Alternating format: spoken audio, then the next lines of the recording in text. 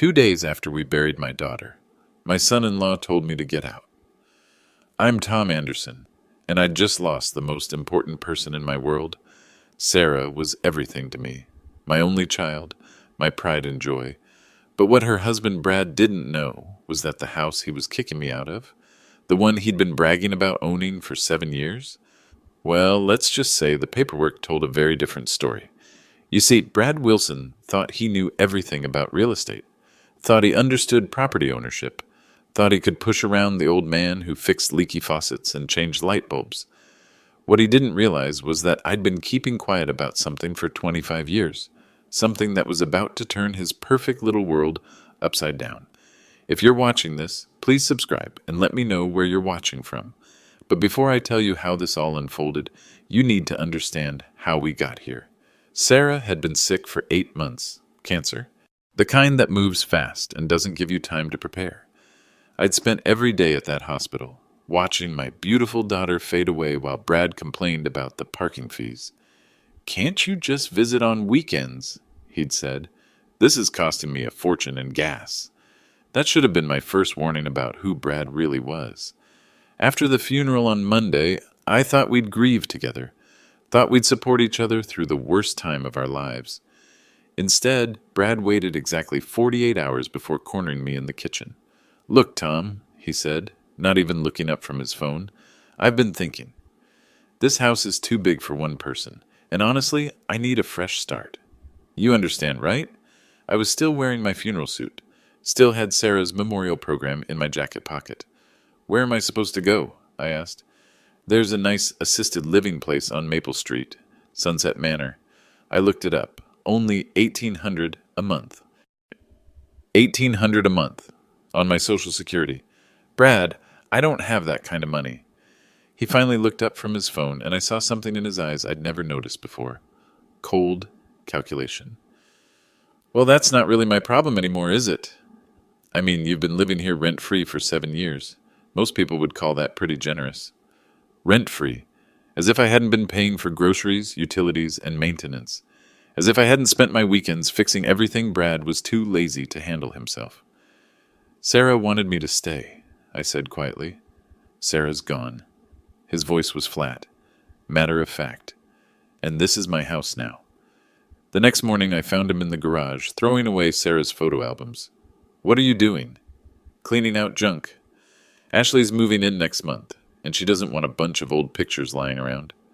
Ashley, his new girlfriend, the one he'd been texting during Sarah's chemotherapy sessions. I rescued what I could, but Brad had already tossed most of Sarah's childhood memories into a dumpster he'd rented. 23 years of birthday parties, school plays, and family vacations. Gone. "You're throwing away our daughter's life," I said. "She's not our daughter anymore, Tom. She's just your daughter, and you're just a tenant who's overstayed his welcome." By Wednesday evening, he'd changed the locks on the tool shed where I kept my equipment. Expensive tools I'd collected over 40 years in construction and real estate development. Tools worth more than Brad's BMW. "Security precaution," he explained when I asked.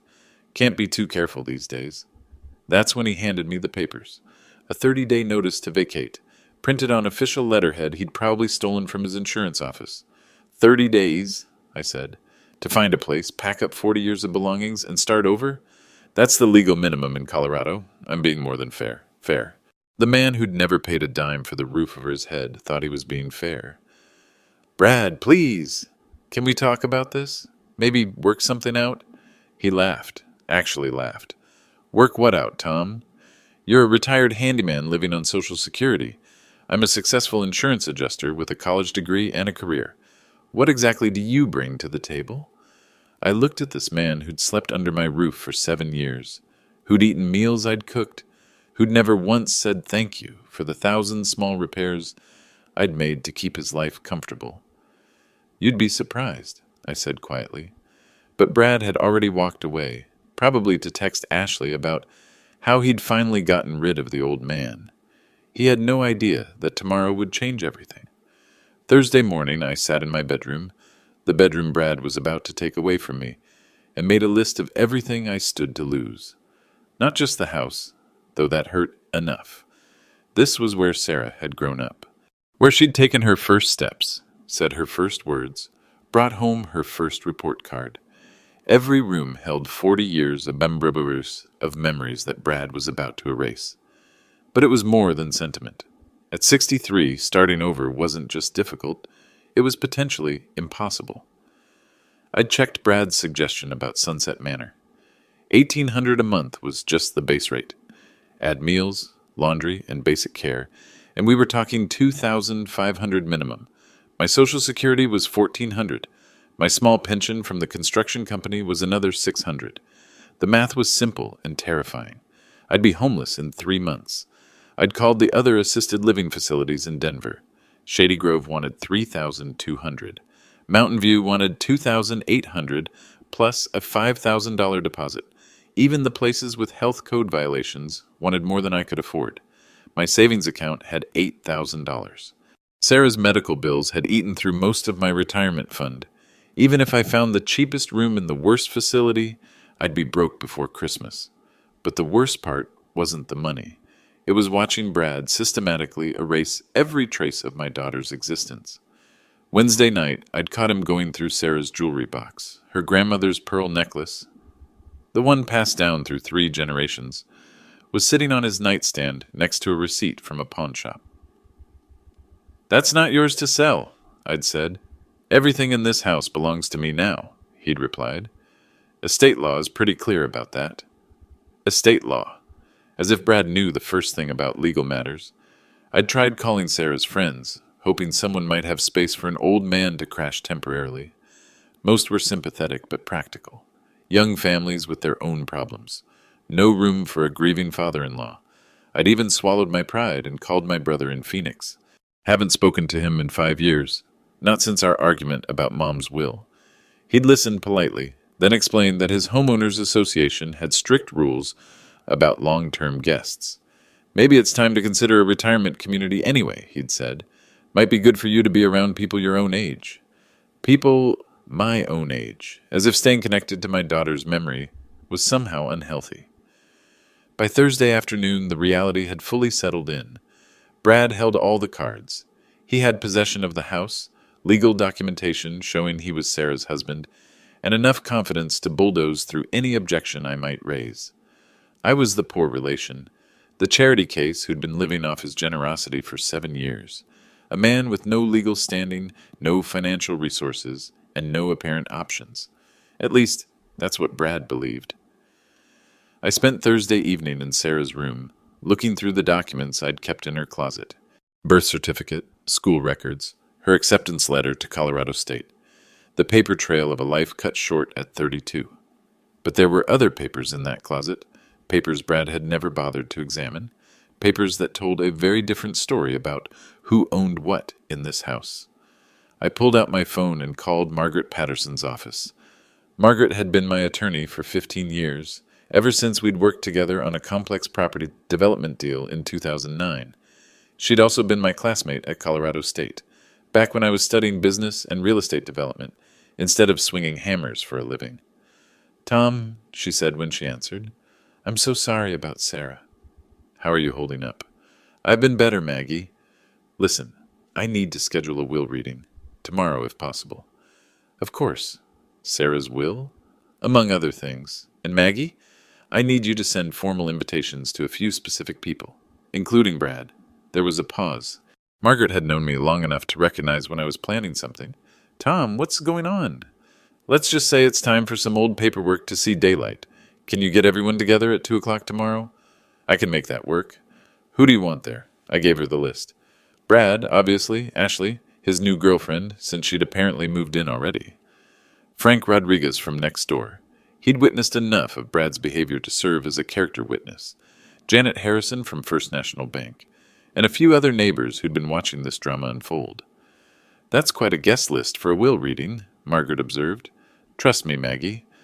They're all going to want to hear this." After hanging up, I sat quietly in Sarah's room, surrounded by memories and documents. Tomorrow, Brad would learn that charity cases sometimes have longer memories than he'd expected. Friday morning started with Brad banging on my bedroom door at 7 a.m. "Tom, get out here. We need to talk." I found him in the kitchen, pacing like a caged animal. Ashley was there too, still in her pajamas, looking uncomfortable. "What's this about a will reading?" Brad demanded, waving his phone. "I just got some formal invitation from your lawyer." "Sarah had a will," I said calmly, pouring myself coffee. Seemed appropriate to read it. "I was married to her for 7 years. I think I'd know if she had a will." "There's a lot you don't know, Brad." He stepped closer, trying to use his height to intimidate me. At 6'2", Brad was used to towering over people, but 40 years in construction had taught me not to back down from bullies. "Like what?" he challenged. "Like the difference between assuming you own something and actually owning it?" Ashley shifted nervously in her chair. "Maybe I should go," she said.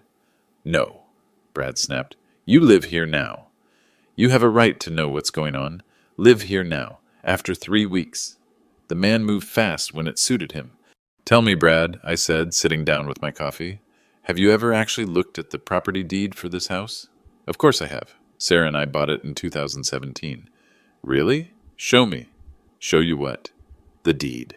The mortgage paperwork. The closing documents. You know, the stuff that proves you own this place." Brad's face reddened. "I don't have to prove anything to you. You're the one living here for free." "Free," I repeated. "That's interesting. What do you think I've been paying for the last 7 years?" "What are you talking about?" "The utility bills, Brad. The property taxes. The insurance premiums. The maintenance costs. You think those just disappear? Sarah handled all that stuff." "Sarah handled it with whose money?" For the first time, I saw uncertainty flicker across Brad's face. He was starting to realize he'd never actually seen any bills, never written any checks, never questioned where the money came from to keep his comfortable lifestyle running.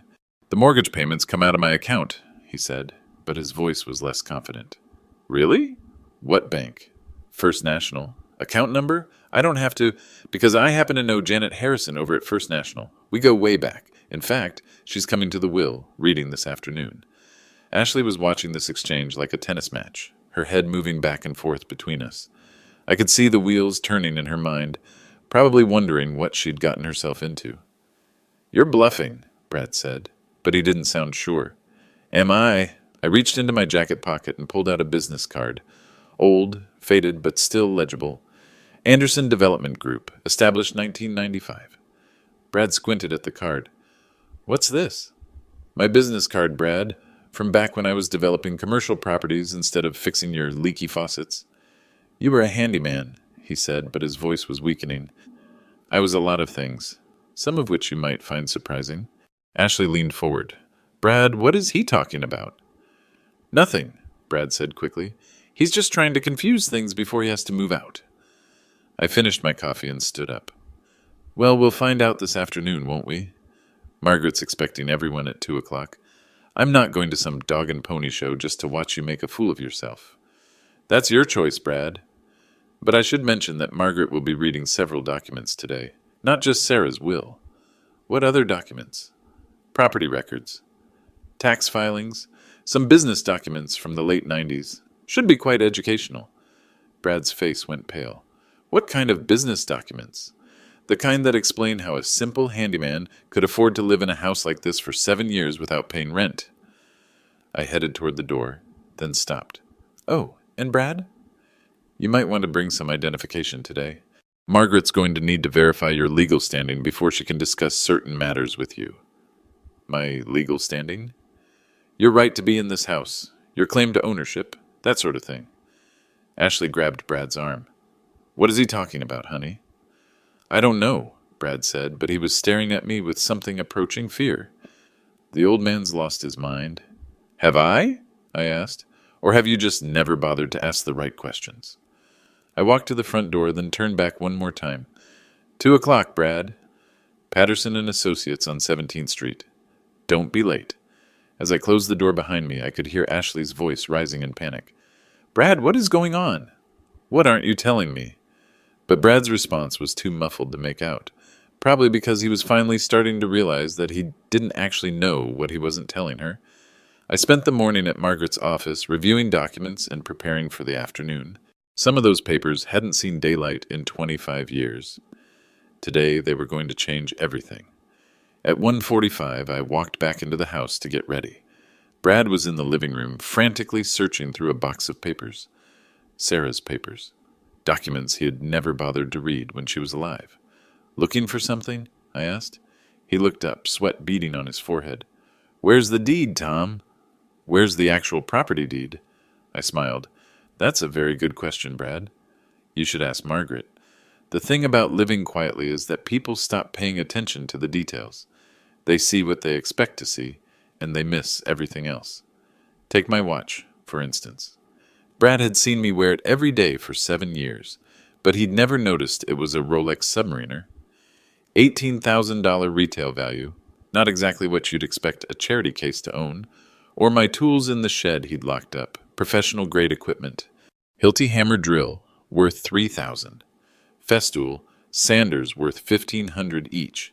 Laser levels, premium hand tools, specialized measuring equipment, the kind of stuff you accumulate when you're not just fixing leaky pipes, but overseeing million-dollar construction projects. But Brad saw an old man in work clothes and assumed he knew the whole story. Friday afternoon, as I walked to Margaret's office, my phone rang. The caller ID said, "Harrison, First National." "Janet, good to hear from you." "Tom, I got the invitation to this will reading. I have to ask, is this about the Sunset Holdings account?" "Among other things." Janet had been my banker for 20 years. She'd handled the financing for most of my development projects back in the day, including the creative arrangements I'd made to purchase certain properties without my name appearing on public records. "How much should I bring?" she asked. "The full portfolio summary should do it. Assets, holdings, transaction history. The works." "Tom, that's a lot of paperwork. Are you sure about this?" "I'm sure, Janet. It's time." After hanging up, I checked my email. 3 messages from different property management companies, all routine reports about my various holdings around Denver, rental income, maintenance updates, market evaluations, the kind of correspondence that would have shocked Brad if he'd ever bothered to ask why a poor handyman received so much mail. I'd been careful about that mail for 7 years. Had it delivered to a P.O. box instead of the house. Couldn't risk Brad accidentally seeing statements from companies like Premier Property Management or Mile High Real Estate Holdings. The irony was delicious. Brad spent his days adjusting insurance claims, evaluating property damage, determining asset values. He should have recognized the signs of hidden wealth. Should have noticed that his deadbeat father-in-law never seemed stressed about money, never worried about bills, never asked for financial help. Instead, he saw an old man who fixed things and assumed that was the whole picture. My phone buzzed with a text from Margaret. "Frank Rodriguez just called. Says he has some interesting photos to share this afternoon." "What have you been up to, Tom?" Frank was my next-door neighbor, retired police sergeant with a good eye for detail and a better memory for facts. He'd been watching Brad's behavior all week, documenting things that might become relevant.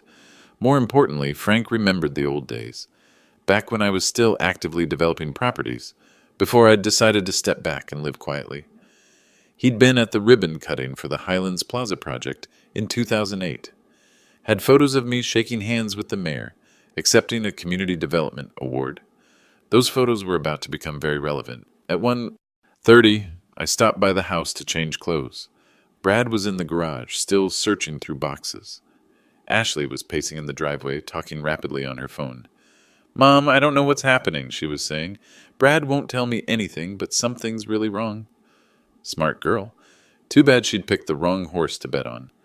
Inside, I changed into my good suit, the charcoal gray one I'd worn to real estate association dinners, back when I was still networking with developers and city planners. It still fit perfectly, still looked expensive, because it was expensive. Brad looked up when I came downstairs. For the first time since I'd known him, he was speechless.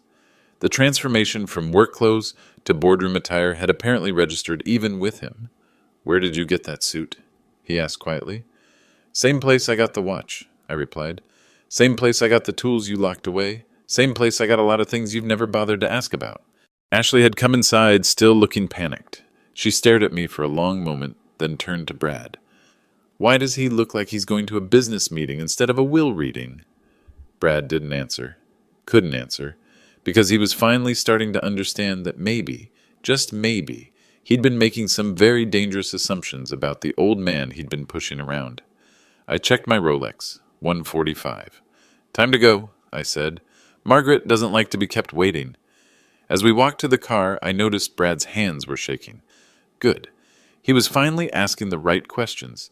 Too bad for him, he was about 7 years too late.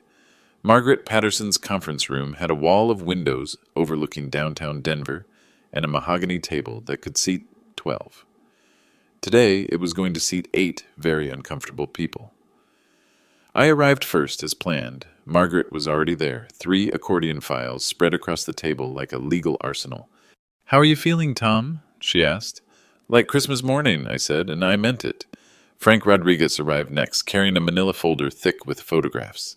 Behind him came Janet Harrison from the bank, professional as always in her navy suit, briefcase in hand. Then came the main event.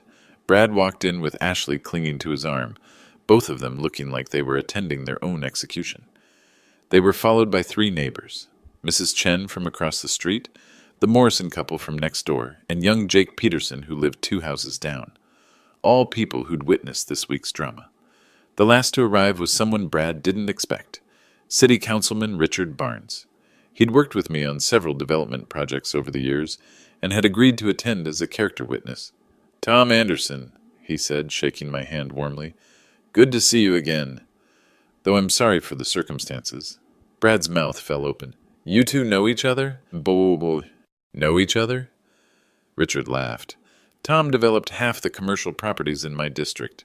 We've been working together for 20 years. Ashley grabbed Brad's arm tighter. "Brad, what is going on?" Margaret called the meeting to order.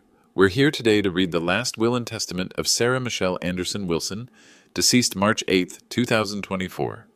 She opened the first folder and began reading. Sarah's will was straightforward.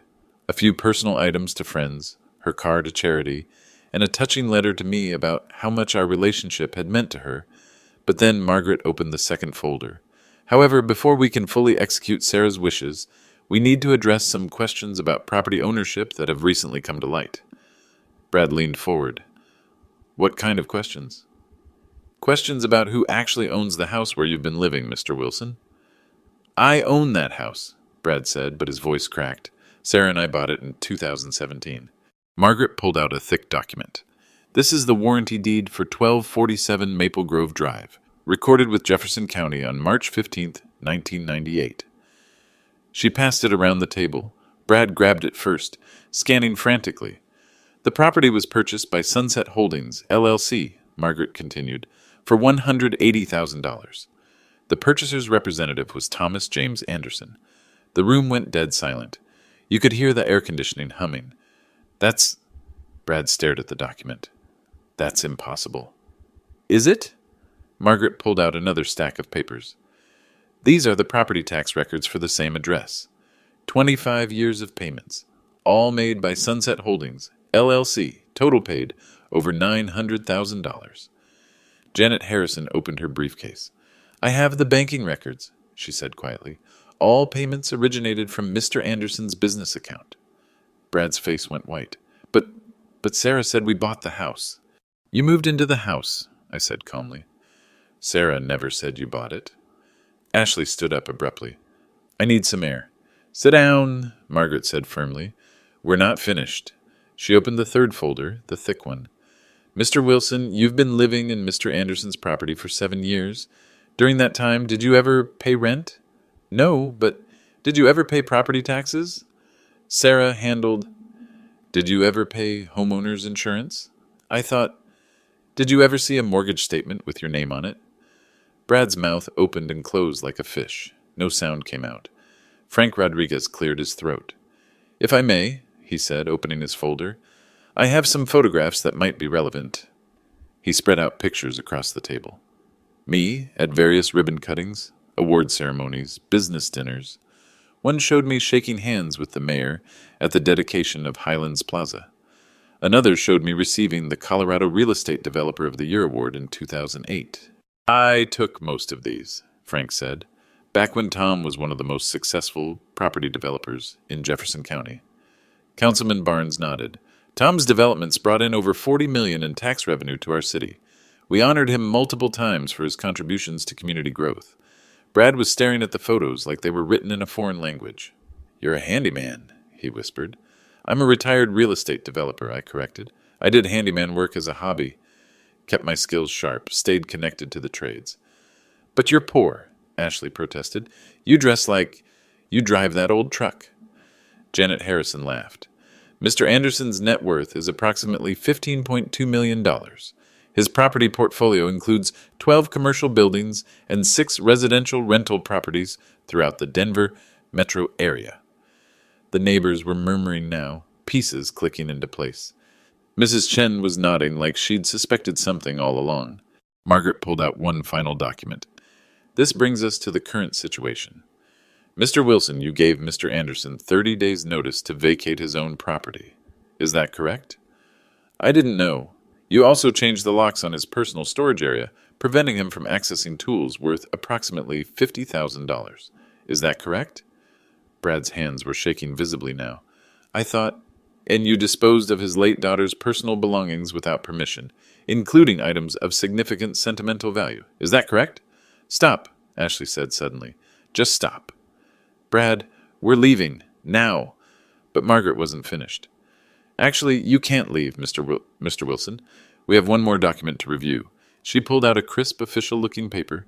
This is a 30-day notice to quit and surrender possession of the premises, served by the legal owner of 1247 Maple Grove Drive. She slid it across the table to Brad. Congratulations, Mr. Wilson. You're being evicted. The room erupted in chaos. Ashley was hyperventilating into a paper bag. Brad was staring at the eviction notice like it might burst into flames. The neighbors were whispering among themselves, and I could hear Mrs. Chen saying, I knew something was off about that boy. But I just sat there, perfectly calm, watching 25 years of careful planning finally come to light. Margaret banged her gavel. Yes, she actually had a gavel, and called for order. We're not finished here. Mr. Wilson, do you understand what you've just been served? Brad looked up, his face completely drained of color. This can't be legal. I live there. I have rights. You have squatter's rights, Margaret replied coldly, which in Colorado requires you to openly occupy a property for 18 years and pay all taxes and fees. You've done neither. Janet Harrison opened another folder from her briefcase. I have the complete financial history of this arrangement. Mr. Anderson has paid every expense associated with 1,247 Maple Grove Drive since 1998. Property taxes, insurance, utilities, maintenance, improvements, everything. She spread out bank statements across the table. 25 years of meticulous records. The total investment in this property comes to approximately $1.4 million, not including the original purchase price. But I improved the house, Brad protested weakly. I put in a new deck. With materials purchased by Mr. Anderson, Frank Rodriguez interjected, I helped him load that lumber. $1,400 worth from Home Depot. Tom paid cash. The hot water heater, Brad tried again. Installed by Morrison and Sons Plumbing, I said calmly. Check came from my account. I have the receipt. The new windows, Anderson Glass Company, Margaret interrupted, consulting her notes. $8,000, paid by Sunset Holdings, LLC on September 15th, 2019. Ashley was rocking back and forth in her chair. This isn't happening. This isn't happening. Oh, it's happening, Councilman Barnes said. Tom, why didn't you ever tell anyone about this arrangement? Sarah asked me not to, I said simply. She was embarrassed that Brad couldn't afford the house payments. Thought it would hurt his pride if people knew I was subsidizing their lifestyle. The truth hit Brad like a physical blow. Sarah knew? Sarah set up the whole arrangement. She came to me in 2017 crying because you'd applied for a mortgage you couldn't possibly afford.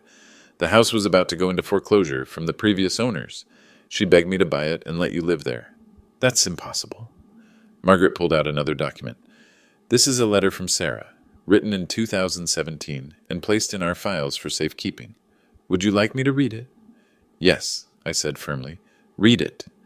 Margaret's voice softened as she began.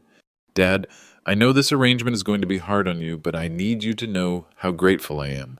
Brad has such pride about being the provider, and if he knew the truth about our finances, it would destroy him. He works so hard, but his salary just isn't enough for the life we want together. I promise someday I'll find a way to pay you back for everything. I love you so much for making this possible. Please don't ever let Brad know. It would kill him to realize he's been living on charity. Love always, Sarah. The silence that followed was deafening. Brad was crying now, tears streaming down his face as the full scope of his situation became clear. She protected you for 7 years, I said quietly. Made sure you never had to face the reality of your finances. Made sure you could keep your pride intact. And how did you repay that kindness? Margaret asked, her voice sharp as a blade. By kicking her father out of his own house before her body was even cold in the ground. Ashley suddenly stood up. I can't do this. Brad, I'm sorry, but I can't do this. She grabbed her purse. Call me when you figure out where you're going to live. She walked out without looking back.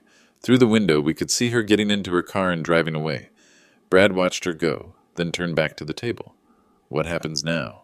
Now you have 30 days to find somewhere else to live, Margaret said, the same courtesy you extended to Mr. Anderson. But my stuff is there, my furniture.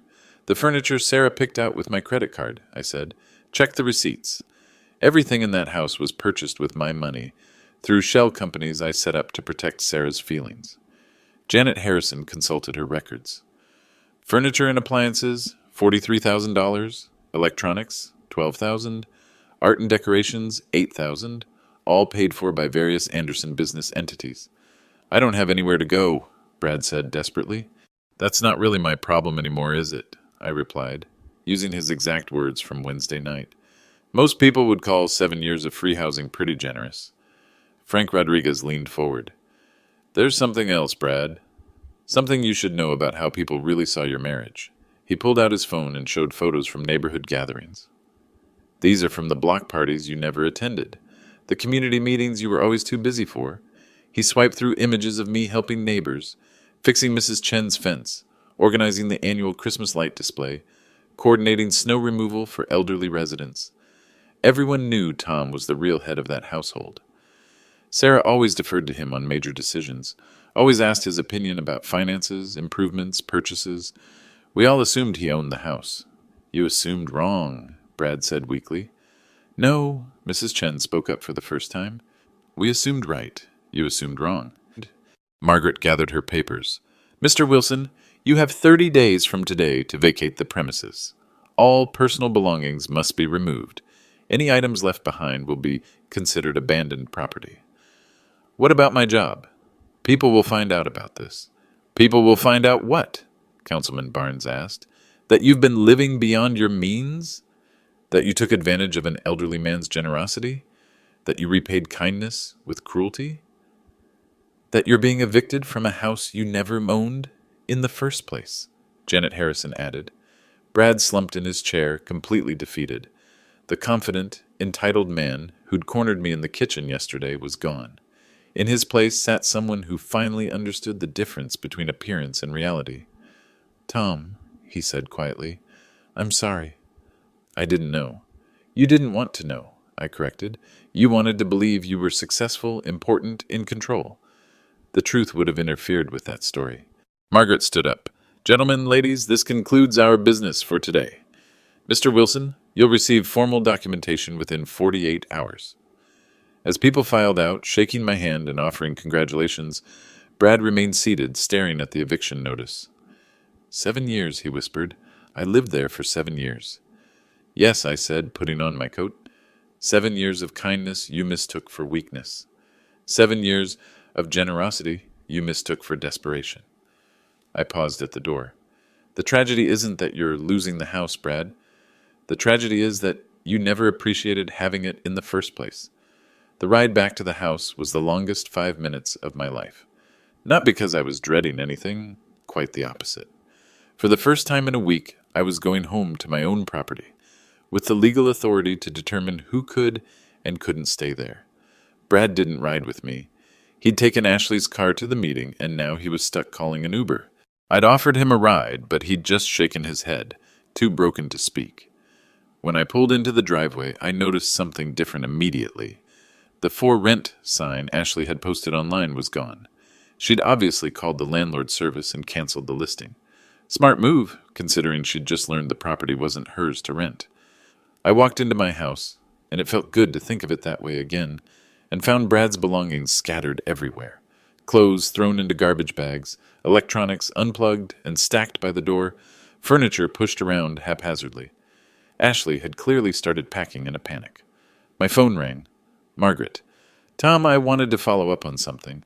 Brad's going to fight this, you know. He'll probably claim common law marriage rights or try to argue that Sarah had some implied ownership. Let him try, I said. Sarah never had legal ownership.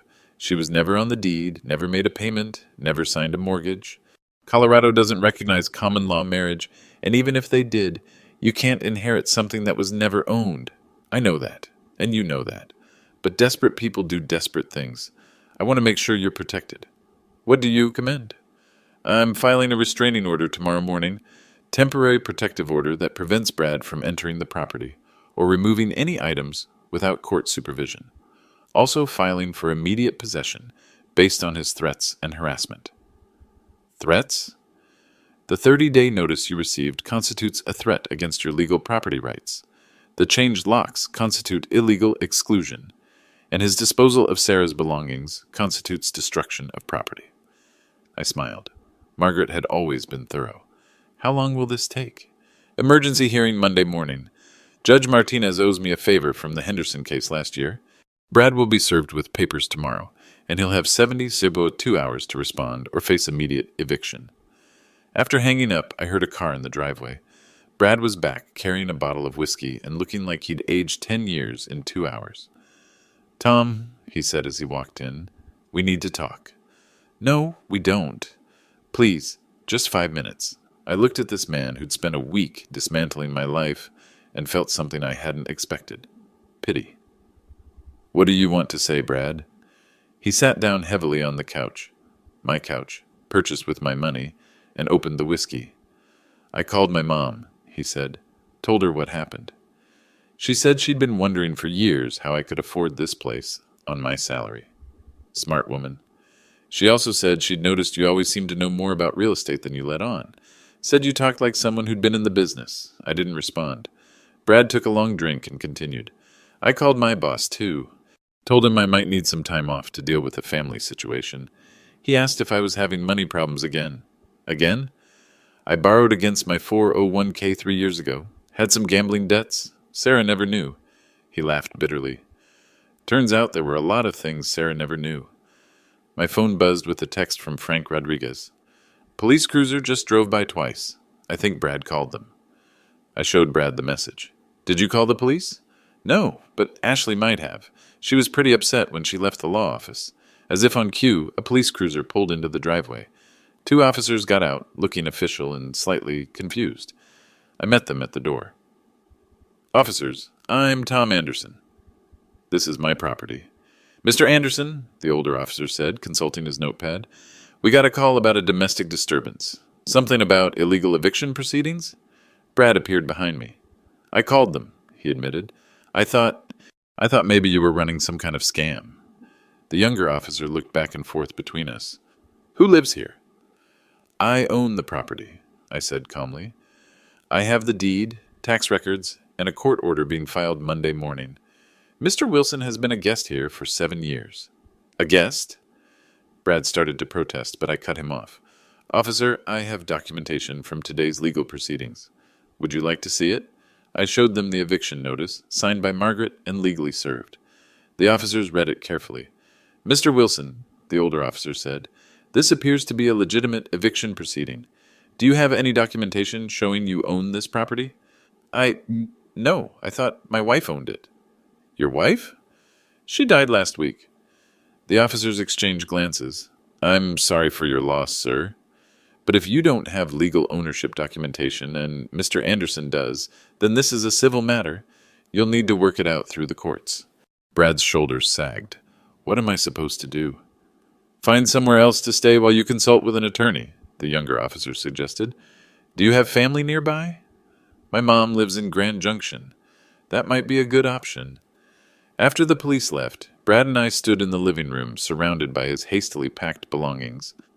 Tom, he said quietly, I know I don't have the right to ask this, but could I have until Monday, just to figure out where I'm going? I studied his face. The arrogance was completely gone, replaced by genuine fear and regret. You can stay until Monday morning, I said finally. But you sleep in the guest room. And Brad? Yeah? You don't touch anything else in this house. No more packing, no more moving furniture, no more throwing away memories. This is my home, and you're going to treat it with respect. He nodded, looking grateful for even that small mercy. Thank you, Tom. I'm sorry. For everything. I walked upstairs to Sarah's room, where I could finally grieve in peace, knowing that no one would be rushing me through the process, or telling me to pack up my memories. Monday morning, Brad Wilson would be gone, and I would finally be able to start rebuilding my life in the home I'd protected for 25 years. By Sunday afternoon, the whole neighborhood knew. I was working in the garden, something I'd missed doing while Brad controlled the outdoor spaces, when Mrs. Chen came over with a casserole and a huge smile. Tom, she said, Harold and I have been talking. We owe you an apology. For what? For not saying something sooner. We knew Brad was treating you poorly, but we thought it was family business. If we'd known you owned the house, you would have done what? It's not your responsibility to police other people's relationships. Maybe not, but we could have been better neighbors. Better friends. She handed me the casserole. This is from all of us on the block. We're having a little gathering tonight at 6, kind of a welcome back party for the real homeowner. By 6 o'clock, my backyard was full of neighbors I'd known for years, but had never really celebrated with. Brad had always made excuses about why we couldn't attend block parties or community events. Now I understood why. He was afraid people would ask too many questions about his finances. Frank Rodriguez brought his barbecue grill. The Morrison couple brought wine. Young Jake Peterson brought his guitar and played while kids ran around the yard. For the first time in years, my house felt like a home instead of a tense battleground. Tom, Jake said during a quiet moment, I've got to ask. How did you keep this secret for so long? Practice, I said, and a daughter who asked me to. But weren't you angry? All those times Brad talked down to you, treated you like hired help? I thought about that. Angry? Sometimes. But mostly I was sad. Sad that he was so insecure he needed to put others down to feel important. Sad that Sarah felt she had to protect his ego at the expense of honesty. Mrs. Chen overheard. What's going to happen to him? He'll figure something out. Brad's not a bad person, just a weak one. This might actually be good for him in the long run. How can losing everything be good for someone? Because everything he thought he had was built on lies. Now he has a chance to build something real. My phone had been buzzing all weekend with calls and texts. Word was spreading beyond the neighborhood. Margaret called Saturday morning. Tom, I've had 3 reporters contact my office. Apparently someone posted about this on social media. You might want to prepare for some attention. Janet from the bank called Saturday afternoon. The story's making rounds in the real estate community. People are calling you the secret millionaire next door. How do you feel about that? Councilman Barnes called Sunday morning. Tom, I've been thinking about our conversation yesterday. The city's been looking for experienced developers to consult on affordable housing projects. Would you be interested in coming out of retirement? But the call that surprised me most came Sunday evening, just as the neighborhood party was winding down. Mr. Anderson? This is Michelle Stevens from Channel 7 News. We'd like to do a story about your situation, something about hidden generosity and family dynamics. I'm not interested in being on television, I said. What about a print interview? We think your story could help other families dealing with similar issues. What kind of issues? Adult children taking advantage of elderly parents, financial abuse, estate planning, the importance of setting boundaries. I thought about that. How many other families were dealing with entitled relatives who'd forgotten the difference between generosity and weakness? I'll consider it, I said finally. Monday morning arrived gray and cold. I was up early, drinking coffee and watching Brad load his belongings into a rental truck.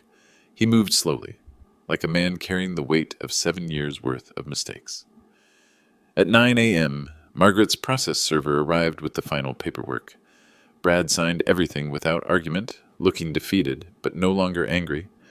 Tom, he said as he prepared to leave, I found something you should have.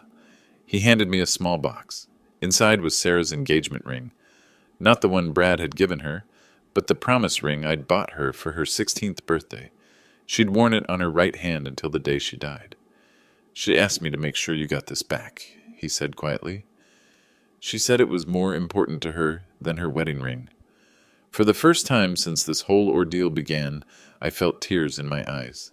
Thank you, Brad. He nodded and walked to his truck. Before getting in, he turned back one more time. For what it's worth, Tom, you raised an amazing daughter. She loved you more than anything in the world.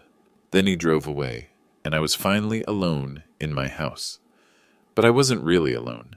I had a neighborhood full of friends, a successful business waiting for my attention, and 25 years of memories in a home that had always been mine. Most importantly, I had the knowledge that I'd honored my daughter's wishes while still protecting my own dignity. Sometimes, that's the best any of us can do. 3 months later, I was sitting in my renovated home office, Sarah's old bedroom, which I'd finally felt ready to transform, when the doorbell rang. It was Brad. He looked different. Thinner, more tired, but somehow more substantial, like someone who'd been carrying a heavy load and had finally set it down. Tom, he said, I hope it's okay that I came by. It's your right to ring the doorbell, I said, but you can't come in without an invitation. I understand. I just wanted to tell you something. I stepped onto the porch, closing the door behind me. Old habits. I'd spent 3 months relearning how to set boundaries, and I wasn't about to abandon that progress now. I'm living in Grand Junction, Brad said. Moved in with my mom temporarily. Got a job with a smaller insurance company. Less money, but more honest work. Good for you. I started seeing a therapist, too. Talking about why I needed to feel important all the time. Why I couldn't just be grateful for what I had. I waited. This was his conversation to have. She helped me understand something, he continued. I was so afraid of being seen as a failure that I convinced myself I was entitled to success. Didn't matter whose success it actually was. That's a hard lesson to learn. The hardest part is knowing that Sarah knew. Knowing that she protected me from the truth because she was afraid I couldn't handle it. Could you have handled it? Brad thought about that for a long moment. 7 years ago? Probably not. I was too insecure, too proud. But maybe if I'd been forced to face reality sooner, I wouldn't have become the kind of person who kicks a grieving father out of his own house. A car pulled into my driveway. Margaret, arriving for our weekly business meeting. She'd convinced me to come out of retirement, and we were developing a new affordable housing project downtown. Brad noticed the car. I should let you get to your meeting. Brad, I said as he turned to leave, thank you for bringing me Sarah's ring. That meant a lot. She would have wanted you to have it. Margaret walked up the path, briefcase in hand. She nodded politely to Brad, but didn't say anything. Professional courtesy. Tom, Brad said, I know I don't have the right to ask this, but would it be okay if I sent you a card on Sarah's birthday, just to let you know I'm thinking about her? I studied his face. The desperation was gone, replaced by something that looked like genuine remorse. That would be fine, I said. But Brad, yes, don't expect me to send one back. Forgiveness is a process, not an event. He nodded. I understand. And Tom, thank you for giving me a place to start that process. After he left, Margaret and I went inside to review architectural plans for the new development. How do you feel about that? She asked, noticing my thoughtful mood. Better than I expected. He seems like he's learning from this. Do you think you'll ever have a real relationship with him again? I don't know. Maybe someday. But it would have to be a very different relationship than what we had before. Different how? Based on honesty instead of convenience. Respect instead of assumption. Boundaries instead of exploitation. Margaret smiled. Sounds like good principles for all relationships. She was right. Over the past 3 months, I'd applied those same principles to every aspect of my life. I'd reconnected with old friends from the development business. I'd gotten involved in city planning committees. I'd even started dating again. A nice woman named Carol who knew exactly who I was and what I was worth, both financially and personally. Most importantly, I'd learned to honor Sarah's memory without sacrificing my own dignity. I'd established a scholarship fund in her name for kids who wanted to study business or real estate development. I'd donated to the Cancer Research Center where she'd been treated. I'd found ways to keep her spirit alive while still living my own life. The house felt different now, too, lighter somehow. I'd kept Sarah's photos and treasured belongings, but I'd also redecorated with my own taste, made it feel like a home for a living person instead of a shrine to someone who was gone. Tonight, I was hosting dinner for 6 neighbors. Tomorrow, I was meeting with city planners about the affordable housing project. Next weekend, Carol and I were driving to Colorado Springs to look at mountain properties. Life wasn't just moving forward, it was moving forward with purpose, dignity, and honest relationships. And for the first time in years, that felt like enough. If you're dealing with someone who takes your generosity for granted, remember this. Kindness should never require you to sacrifice your self-respect. Setting boundaries isn't cruel, it's necessary. Thanks for watching. Let me know in the comments how you've handled situations like this in your own life.